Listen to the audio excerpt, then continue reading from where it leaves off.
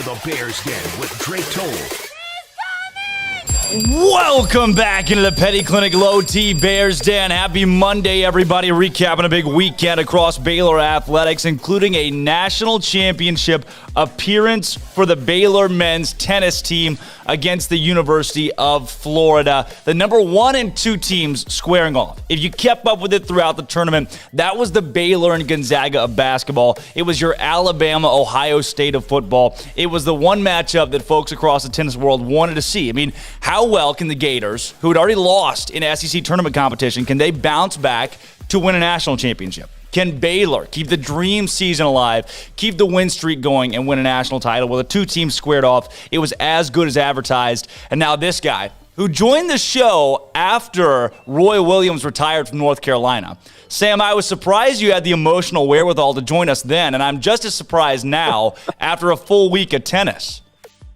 Well, you know, Drake, Roy Williams was actually at the tennis this past week. Just another little Twilight Zone moment between all three of us right now. But, yeah, he was out there watching the Heels play. Wow.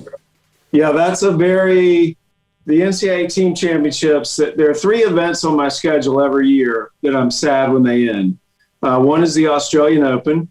The other is the NCAA Beach Volleyball Championships, and then the NCAA Tennis Championships. And it is one of the most demanding events I do.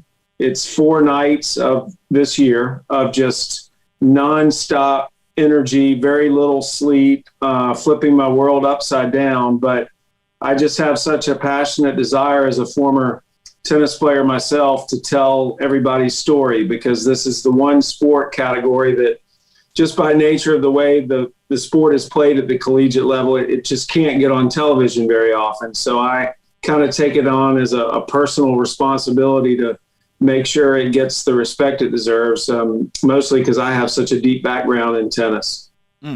Sam, with that, I mean, you're working, like you talked about, with players who are very seldom on national television. For most of them, this is the biggest stage that they will play on. I mean, looking at even this Baylor tennis team, they haven't been to a national title in now 16 years, and their opportunity to do that was huge for these guys. Just to see collegiate amateur athletes have that opportunity in the sport they love, I mean, what's the luster that comes with that? The luster that comes with being on national television for them? Is that what you mean? Just for you to be able to be a part of that, for those guys getting that kind of exposure. For me to be a part of it, I was telling my wife before the tournament even started, and I had to go over to the NCAA hotel and do my COVID test so that I could be at the tier that the players were on so I could interact with them. And when I just walked into the lobby, and I saw all the racket bags and all the guys and girls in T-shirts and sweatshirts with their school names on it, it's like I just felt like I was home. I was the kid that grew up in the 10 and unders and competed in USTA events all the way up into my 30s. And so I've just been part of that culture for years, and now I'm blessed to get to do it at the professional level. But when you go back to the collegiate level and you know that they're not the $1 million athletes. They're not being catered to. They're just doing it strictly out of the love for the sport. It's a tingling moment for me. I love the kids that play tennis. The one thing I come away with every year is just the character and the integrity that these athletes. It's funny because a lot of people feel like tennis is a sport where everybody cheats because you don't have the linesmen aren't on the court. You just have the umpire. So if you play college tennis, you know you're going to get some bad calls on that far sideline. But it's almost become part of the game in a way. But when you get to this level and you are dealing with kids that or young people that have sacrificed so much, they just bleed character and integrity. It's such a fun atmosphere to be part of for me. Sam, I know that you've gotten more and more familiar with Baylor in the last year or so, and obviously that visit to Waco you had just over a year ago. Michael Woodson and company coming out there as the number 1 team in the rankings going into the postseason. They get that number 2 overall seed into the postseason. What did you see from Baylor that really made this team elite? I love the way Baylor competes, and I'm always fascinated when a program has so many international students, how they get them together and form one cohesive unit. And I see it in basketball a lot. I see it in volleyball a lot. And Baylor definitely they have a lot of players that are from different countries.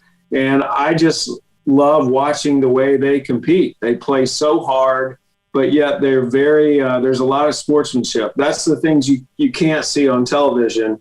I know you guys there was one player that wasn't playing, and he was just screaming his head off at the end of the courts. And one of the Florida assistants walked up to him, and you would normally think, what's going to happen here? And they both start laughing. It's just part of the game. They're just having a good time pulling for their team. And there was a lot of off-camera moments between Baylor and Florida where the mutual respect from both teams was shown. And so I've just, not only just the tennis team, I've always loved the way Baylor sports conducts itself when no one's watching. Sam, that championship match, Baylor jumped out early. I mean, the attack from Baylor in the doubles point and even really early on in singles. I remember somebody had remarked on Twitter, it's in Orlando. Obviously, the crowd's going to favor Florida. But from what we could hear behind the TV set was just Baylor. I mean, the Baylor Nation had showed out. Take me through the atmosphere, especially early on in that match between Baylor and Florida.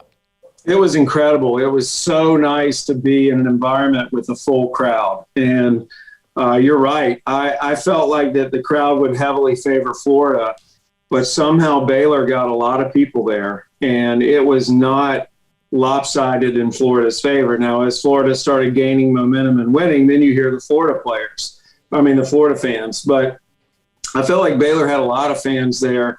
And if they didn't have a lot in numbers, they were loud. They were very enthusiastic. So earlier in the week, we had been concerned because the NCAA had restricted the attendance policy, and there still was not a lot of fans going to be allowed. So obviously that would favor the teams that had played there before, that were familiar with the facility or that were close by.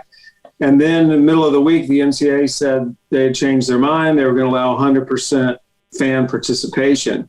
And I actually had some friends of mine that were trying to get down here and couldn't get flights from where they were living just because so many people were coming to Orlando right now for vacation.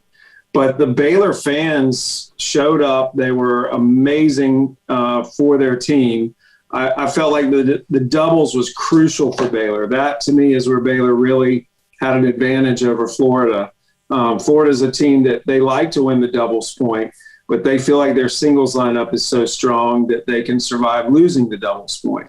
And so it kind of looked like it was following that script when Baylor won the doubles point. And they're thinking, okay, no big deal. We've got them in the singles. And then all of a sudden, Baylor's up on just about every court. And you could just kind of look around and see the Florida fans really concerned at this point because they're usually used to taking control of those singles matches pretty early. And, even if you look at the score, it does not reflect how close it was because the matches that were unfinished and the matches that just got turned around, Baylor definitely belonged in that championship and had an opportunity to win it. It was very close, even though when you look at the score, you may think Florida won it by more than they did. Sam, one of the individuals that I wanted to point out for Baylor, Adrian Boitan, and what he did on the court on Saturday. Especially in a match where he wasn't really supposed to compete and that well. And he was down, I think, 5-1, 5-2 pretty early, and you thought, okay, that's going to be it for him. Where else can Baylor make it up in the singles point? And while he didn't get to finish, I was so impressed by his individual performance, his fight, and even to fight when Baylor was down 3-1, when Baylor was on the cusp of losing that match to a match that he could have won had it played out. Well, see, that's where I don't want to say Florida got lucky because I don't feel like there's luck in this sport, but that's where Florida was fortunate in that Boyton's court didn't finish the duel, because if it came down to number one singles, that was just going to be that was going to be tough for Florida. Boyton, I'm sure the information that we were given is they say see ball, hit ball when they refer to him, because he absolutely hammers the ball. And Vale, the player that he's playing for Florida, is more of a counter puncher. So Boynton's the one matchup problem for him because he can hit through Vale when he's on, and he was definitely on. So Florida's very fortunate that did not come down to the number one court, and Baylor is not fortunate. Now, the interesting thing is in the individual championships, which have just started, Boynton won yesterday in 3 sets. And if he wins his next match, which is today, he's playing Broska from Mississippi State. If he wins that match, he could end up playing Vale again in the round of 16. So we could have a rematch of that number one court in the round of 16 in the individual championships. And just the way the courts are playing and what Vale has been through, the emotion of winning the team championship, I would be very surprised if Boynton did not make it at least to the quarterfinals. Well, Sam, with this national championship and what Baylor was able to put together, but, I mean, so impressively what Florida did and the sportsmanship between the two teams, I mean, that really did impress me the most from what I saw on the broadcast, how the two coaches embraced one another, how all the athletes embraced one another. I mean, what was it that gave Florida the edge and really made Florida the better team on Saturday night? Well, I do think that they did have an advantage having so many fans there for them. Their coach, Brian Shelton, and his assistants, they've been coaching this team to win the national championship. They lost to Tennessee in the SEC final. I actually think that was a good thing for Florida because they came into the team championship with a little extra edge. They're just very good in singles. And the problem with Florida for other teams is they've gotten better as the season progresses. In college tennis, a lot of times you see teams go through ebbs and flows, and by the time they get to the team championships, because it is still an individual sport competed as a team, guys are burned out, they're hurt, they're nicked up, they've just come out of exams, a lot of them, you never know what's happened. So it's very hard for the top teams to actually run the table and win, but this Florida team's kind of built for it, and I feel like that they're going to be good for many, many years to come now. They have a lot of young players. Then one of the things, Sam, we mentioned on the top of the show today is college basketball. I mean, those guys are playing, 25, 28 minutes a game. And you get into the postseason and you've got the Sweet 16 that goes in the Elite Eight. And then you get a week off, and then you get Final Four, a day off, national championship. These guys playing tennis, a lot of them doubles into singles, 3 nights in a row. I mean, you're going nonstop for 2.5 hours, 3 straight days. What kind of toll does this take on these athletes? Well, it sounds really tough, and I don't want to minimize it, but these athletes are used to it. I don't think it's ever a coincidence when we play the championship here that you don't see a lot of Midwest teams and Northern teams. Even the West Coast teams struggle a little bit in Florida because of the different weather conditions. So these are by the time you get to college, you've grown up playing junior tennis at a very high level where sometimes you've had to play 3 matches in a day. And you started at 8 a.m. and you may have gone all the way and played a night match. So the fitness level in tennis is extremely high for this sport. They all train based on going the distance. So I don't think it takes that much of a toll like us mere mortals would think it would. They're used to it by this time. The only challenge in Florida can be the heat and humidity. And they were very fortunate that they played on a pretty cool night. And so the weather wasn't a factor. It was windy this year. That was different. But the heat and humidity that we saw here 2 years ago, combined with the love bugs that were here, they were not out this year. But I mean, these kids are in shape. They're ready for it. This week's very hot in Florida. It's going to be in the mid-90s for the rest of the week. So that's going to be tough on the singles players. But you only play 1 match a day this week. Yeah, I can tell you from my couch, I did not want to play 3 matches in a row and 3 days in a row. So I think that I was worn out watching them at least. Adrenaline is a very powerful drug, Drake. I can tell you that. It's when you get in the middle of this atmosphere, that's where I think being a an individual athlete in a team sport helps him push even harder because you've always got someone pushing you. The coaches can be on the court in between points with you. You kind of forget how tired you are at times based on the level of support you're getting from your teammates, your coaches, and the crowd, especially Baylor and Florida, because they had so much of all of that. Well, Sam, I'd be remiss if I didn't ask you. I mean, you've got Michael Woodson, who was thrown into the head coaching role, interim head coaching role, in such an interesting way, and now getting that head coaching nod from Mac Rhodes, the athletic department here. We have fallen in love with Coach Woodson. He's been on the show almost 10 times. Like, he gets the gold jacket. I think today is number 10. And so just what he's done, too, in such a rare year, a weird year, as a new head coach, building this program to this point in 2021. Really, what do you see out of Michael Woodson? What can you speak on when it comes to who I think is the greatest to ever do it, and he's only been there 1 year? Well, I mean, anyone that comes out of North Carolina, it's got to be pretty cool, right? There you go.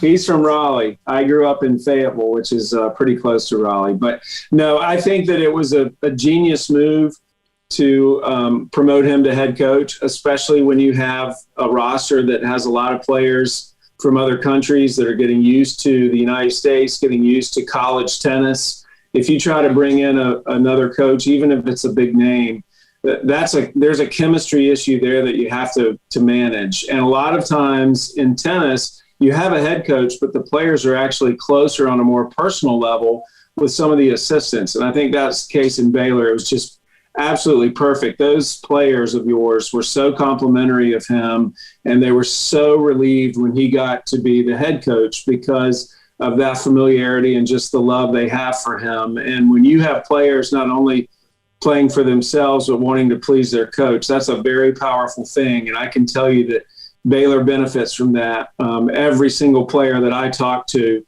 the one thing that was consistent in every comment they gave me was how much they love Coach Woodson. Well, that certainly applies to our show as well. We have become huge Michael Woodson fans for what he's done across Baylor and just the character in which he does it. Sam, my last question for you. I know we've talked a lot this last little bit about Florida and Baylor and the field as a whole, but for you, I'm sure you take something away from every tournament that you do, every match that you do. And what is it from this trip to Orlando that you'll remember most about your week calling these tennis matches? Well, I know I'm on a Baylor program, but I have to say, I don't care who you are. If you were watching that final, I've never been part of a national championship that unfolded in such a Hollywood fashion. I mean, you had a head coach and a program that had never won the national championship as a men's team at Florida. And then for the head coach's son to win the national championship for his dad in that program, I mean, you couldn't write a script any better than that. I'll always remember that Ben Shelton won Florida the NCAA championship as a freshman, and his dad is the head coach. And Brian became the first coach in history in tennis to win as a women's head coach, which he did at Georgia Tech, and Florida now as a men's coach. And I know even if you're having Coach Woodson on, no one in tennis, whether they are professional, have Hall of Fame on tour, whatever level of tennis, that knows Brian Shelton does not love that guy. He bleeds character and integrity. And just to see the way it all unfolded with his son getting them the win, I think there's a lot of Baylor fans that had a tear in their eye after that. So that's my big takeaway, was just how Florida won it. Not that they won it. That wasn't what got me, but just the way it happened. Sam, I thought you were going to say Pepperdine in Texas after the five. I felt like Drake. Wait, I know not to talk about Texas on a Baylor show. Okay, I can get away with Florida, but not Texas. Exactly. Yeah, we were rooting. I think that's the first time in my life I've rooted so hard for Pepperdine. I'm not sure if there's ever been another sporting event where I've done so. But Sam, our Bear Games question of the day. You know, we're celebrating Baylor men's tennis today for what they did all season long, and our question we're asking callers and guess, if you could take these guys to one restaurant anywhere in the country, somebody's buying them a meal. I mean, I've got to buy them a meal at some point. You got to take them out to a restaurant. Where are you taking them? Anywhere. I mean, this is wide open. Are you asking me? I'm asking you. Well, just because they were here in Lake Nona, there's an amazing place here called Park Pizza. And it's just a perfect place for a big group to go. Unbelievable pizza. They have outdoor seating, this big courtyard. They have tons of TVs. You can watch games. So I don't think this group would be into fine dining as much as they would be going out and having a good time. And I'd say Park Pizza in the Lake Nona Town Center. Look it up. I think you nailed it. We'll have. I'll ask Coach Woodson about that and probably send that over to the team ops guy since they're still in Florida right now. But Sam, it was a pleasure listening to you on the call across tennis this past week, as always, and great to hear you call a Baylor match. I mean, that's always fun in itself. So, and the lariat hat too. You got red. You're just bleeding green and gold today. I'm a big Baylor fan personally. I mean, you know that, and I'm hoping that I'll be back doing volleyball in the fall there, because it looks like we are now back on the road officially at ESPN. And so I'm looking forward to coming back down to Waco. If not that, 2025, Herd Tennis Center. I'll see you there, hopefully. That's right. I'll see you there. I hope, God willing, I'll be there. Beautiful. Hey, Sam, thanks so much for joining the show today and giving us more perspective on Orlando this past week. Always a pleasure to talk to you. Anytime, Drake. Absolutely. Again, that was Sam Gore, who, if there's anybody that knows anything about tennis, on the national scale especially, it's Sam Gore, who works for ESPN and was on the Tennis Channel Saturday for Baylor and Florida. I will say, very storybook. The fact that the coach's son, the Florida coach's son, who is a freshman, his first experience in collegiate tennis, is the guy that won it for them. I mean, the winning point was the coach's kid. It's tough to write. Again, that's like a storybook ending. It's tough to write it better than that. College coach gets his first win. Program gets their first win. I mean, there were a lot of things that you're in Orlando, you're in Florida. It would have been really cool for Baylor to play spoiler for that, but Florida taking it, I get it. Again, I mean, you got to be excited for a guy who got to watch his son win him his first national championship on the men's side, win the team the first national championship on the men's side. I'm sure Ben Shelton doesn't remember when his dad won the championship at Georgia Tech for the women in 2007, but hey, you know, I'm proud. I'm a proud tennis fan today. I'm a proud Baylor tennis fan today. We got Music Monday coming up.